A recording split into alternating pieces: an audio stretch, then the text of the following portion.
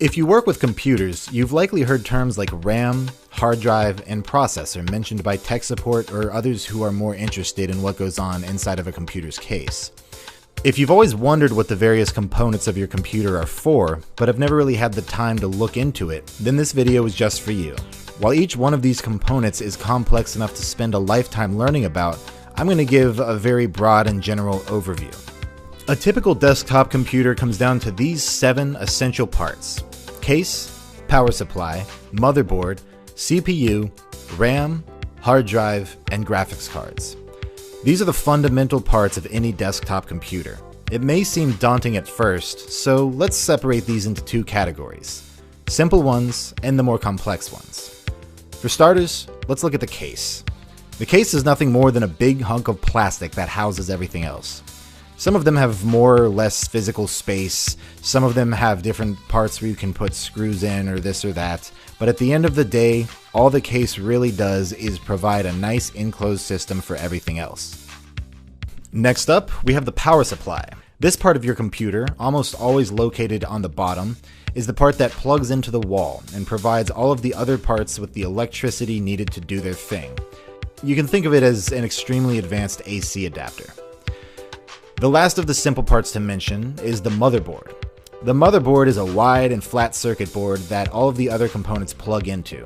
It's the part that lets all of these components send electrical currents, composing data, between each other. While not particularly expensive, the motherboard is arguably the most important component because without it, you'd have nowhere to put anything else.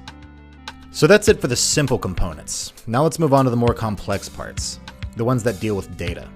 The 4 main components to keep in mind here are CPU, RAM, hard drive, and graphics card. Now first things first, I'm going to establish some terminology. Keep in mind that CPU is also known as the Central Processing Unit, or processor.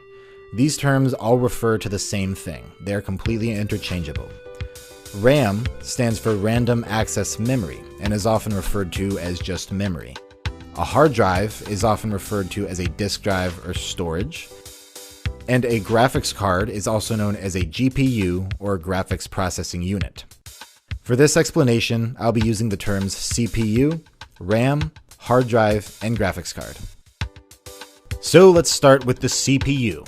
The CPU is where your computer does things. It isn't really capable of storing very much data at all, but it's very good at doing things with data. Quickly reading it, arranging it, doing the type of quick and massive calculations needed to run your programs. This is where most of your programs are essentially run from. It's often referred to as the brain of the computer. I personally don't like this description because really your entire computer is just a brain. It's just the center part of your computer's brain. Basically everything that happens in your computer goes through your CPU at some point.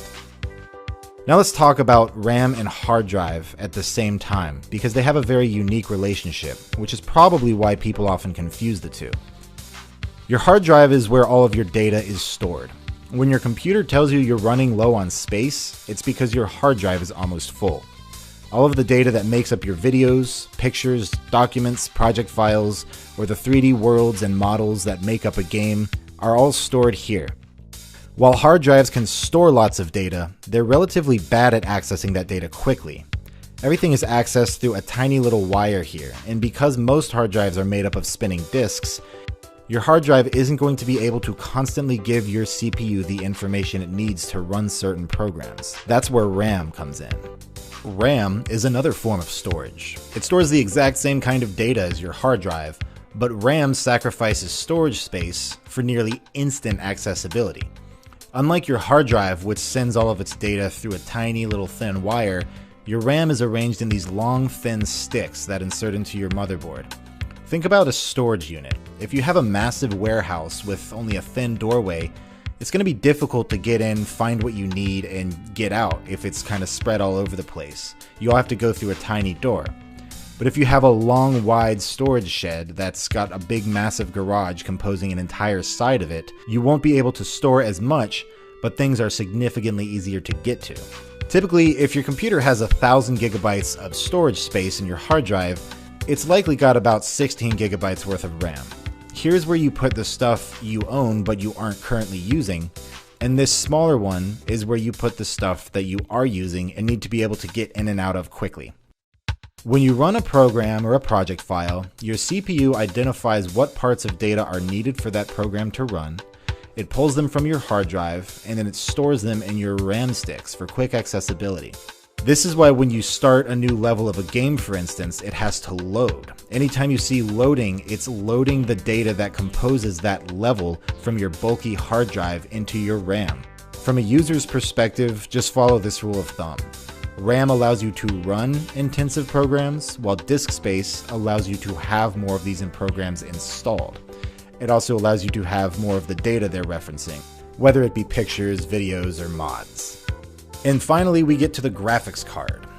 With all of the calculations going on in your computer to turn a bunch of numbers that basically come down to ones and zeros into a constantly updated three-dimensional world, the final and most important and arguably most difficult step is to display that on your monitor.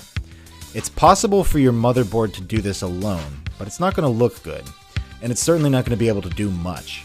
Your graphics card is essentially an entire computer in and of itself, dedicated to the sole task of figuring out what pixels need to light up on your screen, in what color, and at what time. If you were playing a game that had a very busy and high texture world with lots of models and different angles and colors, your CPU is the thing that creates that world. It knows where the stuff is, and it does so with data that's been stored in your RAM, which was loaded out of your hard drive, but it's your graphics card that figures out what it's supposed to look like based on where you're standing in the world.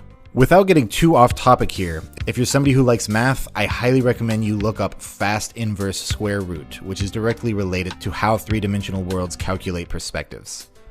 So that pretty much sums it up. There are other components worth mentioning, such as cooling systems or internal wireless cards, but really those are extras. So to summarize what I talked about so far, the case stores everything in a physical box, the power supply gives electricity to what needs it, the motherboard is the body that everything plugs into, the CPU does everything, RAM stores data that is needed for quick access, hard drives store everything that you have installed and the data that goes along with those programs, while the graphics card figures out how it's all supposed to look on your monitor. Well, thank you very much for watching. I hope I helped, and if you have any questions, feel free to leave a comment and I'll do my best to answer them. Liking and subscribing is always a big help, and I plan to put out many more videos explaining technical concepts such as this one.